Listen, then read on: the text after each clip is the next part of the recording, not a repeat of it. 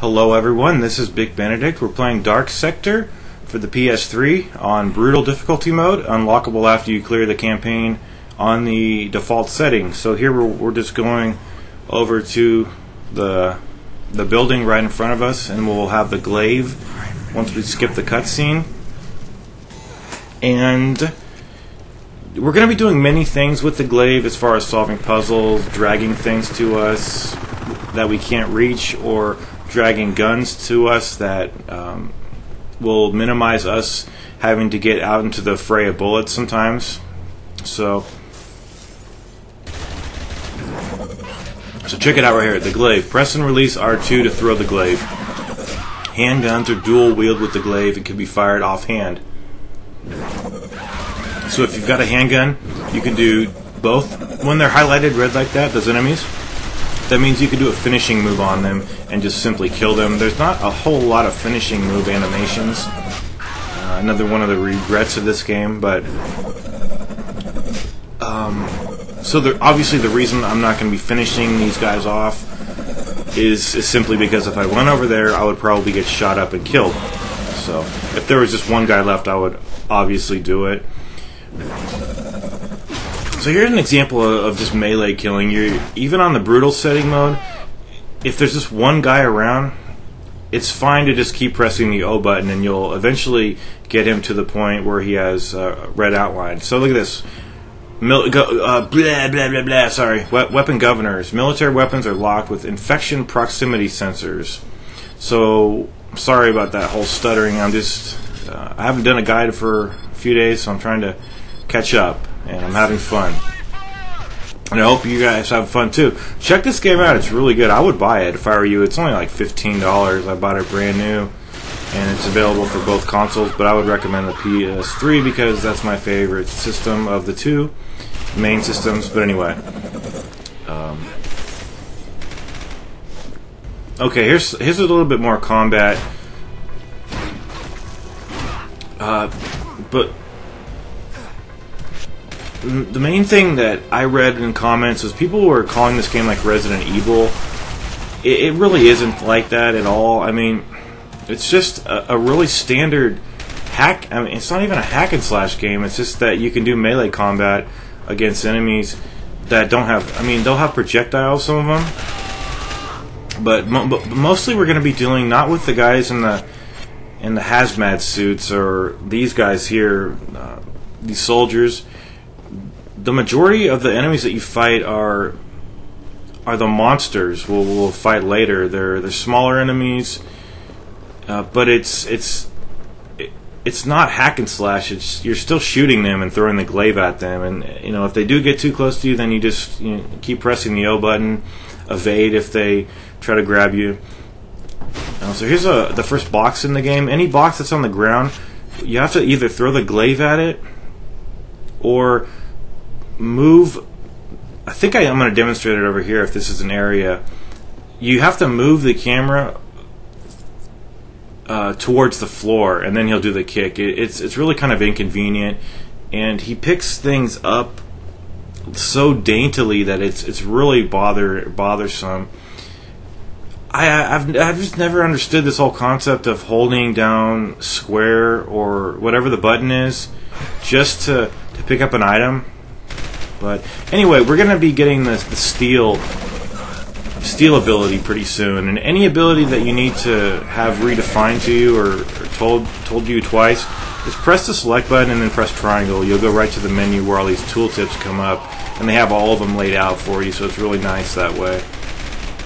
But basically, what stealing is anytime there's a weapon out of your range, anytime there's an item you want to get that you can't get to because the game has put it somewhere where you can't reach it, or somewhere where you can't mantle over some part of the environment to get to it, on purpose probably. They've done that to you. You'll just hover the... Well, I'll just wait for the tooltip to come up.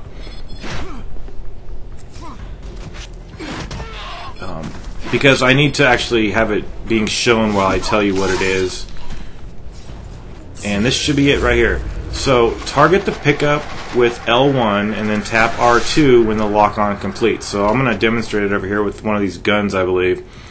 So just target it, hold L1, and then get that shape right there. And then once it glows orange, just tap the R2 button. Now sometimes other things in the environment, like a barricade or something, will prevent you from getting the object. That's the only time I've discovered that kind of thing. But like this right here, it's out of our reach, obviously. So they're just teaching us how to do this. So it's a pretty simple technique. But it's one that will really come in helpful if you're in the heat of combat and you don't want to walk out of cover and you just want to drag an object to you. So we planted the C4 right there. And some of the doors you need to access are on the floor. So here's another object right here of money. Anytime there's a briefcase, it's full of money. So I think it's, oh no, not money, I'm sorry. You'll occasionally get these. These are upgrade abilities. And they're kind of like cards. You don't just get an upgrade. You'll get several of those cards throughout the game, and you could just insert them into the weapons. But what I don't understand is why after applying an upgrade in this game, you can't unapply it to the weapon. So if you put, like, you want the weapon to be stronger, or you want to have it have more rounds or reload faster, you drop one of the upgrades into the slot and it's permanent. You can't undo it. I have no idea why that is. But there was the guy outlined in red, and they don't stay outlined in red for too long, so you've really got to get over there. So you'll notice when I'm aiming here, you see the red light on the gun? That is the governor. So there's never going to be a time any more in this game where you can actually have a pickup off a corpse that doesn't have a governor on it. So whenever you get a weapon, just go to town on it. Use it as much as you can before it self-destructs. And that way you don't have to waste your ammo. So just always get the cash. You spend the cash at the black markets in the sewers, but I don't think there's actually a black market for quite a while. Maybe not even until chapter 4. But it's pretty far into the campaign where you actually start. But the stuff's pretty expensive, so I think that's why they put it further into the game. Okay, we're gonna have a beast coming out here. I don't think you can leave this building until the beast destroys part of it, and I also don't believe you have to actually hit him. But just for the sake of the guide and wanting to, have some versatility, I decided to shoot the beast. But you may not have to actually shoot him. He may just run away. And the kind of humorous thing is that the guys that are trying to kill us when the beast comes, they're not going to be. They're coded in a way that their AI stops firing at you when the beast comes, and I guess they want to rally to your cause because they start killing the beast and they won't kill you. But once the beast is gone, they will resume trying to kill you. So I don't like their inconstant stance that they take with sides. So what I do when the beast comes out, I just shoot them because I might as well shoot them so there's no one left. So here's the dodge move. The dodge works really well in this game. I actually just double tap it. I don't know why. I guess it's Gears of War in me. I don't even know. But some game had me double tap, and I could never really get it out of my system. So as far as bosses, there really aren't too many bosses in this game, so you don't have to worry about that. The final boss is a little bit of an absurdity as far as there's 3 phases and there's no checkpoints. But I really struggled on it at first, and then I beat it in like 2 minutes the second time, or not the second time, but like after I had fully realized like what was going on and like the best way to do it. So it's actually not that much of a problem. It's just a lot of tedium, but I beat it in like 2.5-3 minutes, one run, and it's actually not that hard. It's just I wanted to clear the game quite eagerly just to start my guide. So I'm going to shoot these guys, but just be aware that any guys are left. Once this guy runs away, you're going to have to kill them. because they're going to kill you. So I honestly don't know. Maybe you do have to kill the guy, so you might as well want to try to shoot them at least. And for some reason, it had me finish this guy right here. I'm not sure why. You have iframes during that too, so if you're ever really low on health, or if you're in the red and you're doing a finishing move, by the time you come out of that, you could almost be healed, so it works really well in that regard.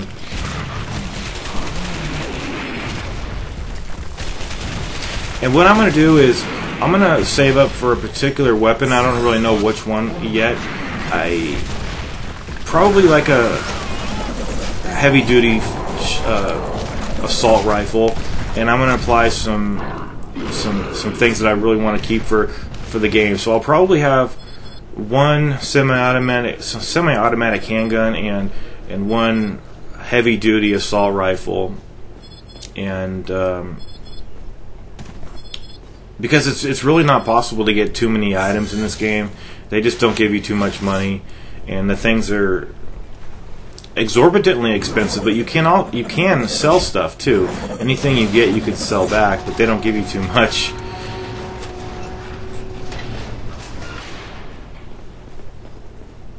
So, see how I have to move the camera towards the ground here to kick it? Otherwise you won't kick it, but you can just throw the glaive at it if you want to.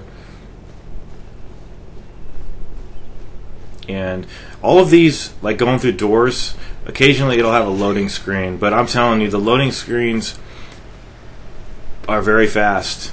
But I think the final thing we're going to be doing here is just jumping down here, be the conclusion of the level.